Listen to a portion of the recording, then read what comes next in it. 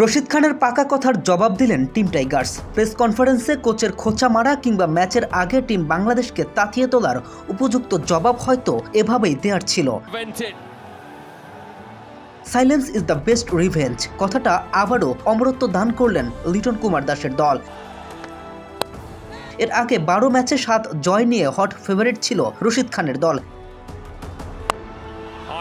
এমনকি ঘরের বাইরে অর্থাৎ দেশের বাইরে আফগানিস্তানকে টি-20তে কখনো হারাতে পারেনি লাল সবুজের প্রতিনিধিরা।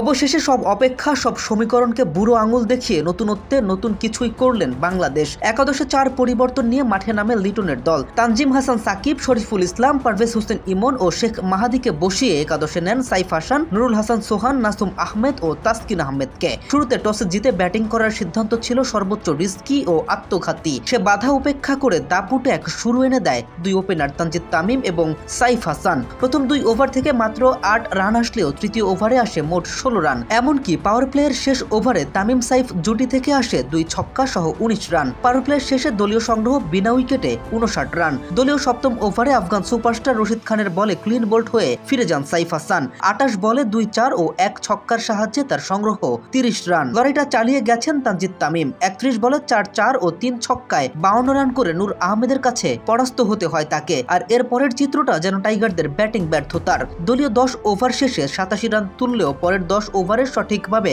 কাজে লাগাতে পারেনি জাকের আলী অনিক, তাওহিদ হৃদয়রা। লিটন 11 বলে 9 রান করে ফিরে গেলে তাওহিদ হৃদয় আর শামীম পাটোয়ারি কিছুটা সচল রাখেন রানের চাকা। 20 বলে 26 রান করে হৃদয় ফিরে গেলে শামীম পাটোয়ারিও বিদায় নেন 11 বলে 11 রান করে। এরপরে ডেথ ওভারে এসে জাকের আলীর একের পর এক ডট বলগুলো যেন আধুনিক টি-20 ক্রিকেটে বেজায় দৃষ্টিকটু। শেষ পর্যন্ত নুরুল হাসান সোহান 6 বলে তোলেন 12 রান আর জাকের আলী 13 বলে মাত্র 12 রান। নির্ধারিত 20 ওভার শেষে 5 উইকেট হারিয়ে দল সংগ্রহ পায় 154 রানের। জবাবে ব্যাট করতে নেমে প্রথম বলেই উইকেট হারান আফগানি ওপেনার শফিকুল্লাহ আতাল। নাসুম আহমেদের ম্যাজিকে মুহূর্তেই ম্যাচের নিয়ন্ত্রণ নেয় দল। প্রথম ওভারটি শেষ করেন উইকেট মেইডেন দিয়ে। ইনিংসের পঞ্চম ওভারে গিয়েও আবারও নাসুমের আঘাতে পরাস্ত গুলবাদিন নাইব। এভাবেই আফগানিদের লাগাম টেনে ধরেন বাংলাদেশি বোলারেরা। তবে একজন জেনুইন বোলারের অভাবটা হাড়ে হাড়ে টের পেয়েছে বাংলাদেশ পুরো ইনিংসে, যা ভীষণ ভুগিয়েছে দলকে। যদিও মুস্তাফিজ রিশাদের বিরুদ্ধে শেষ রক্ষা হয়েছে টিম বাংলাদেশের। নির্ধারিত 20 ওভারে পুরো 10 উইকেট হারিয়ে 146 রানে পৌঁছায় রশিদ খানের দল। ফলে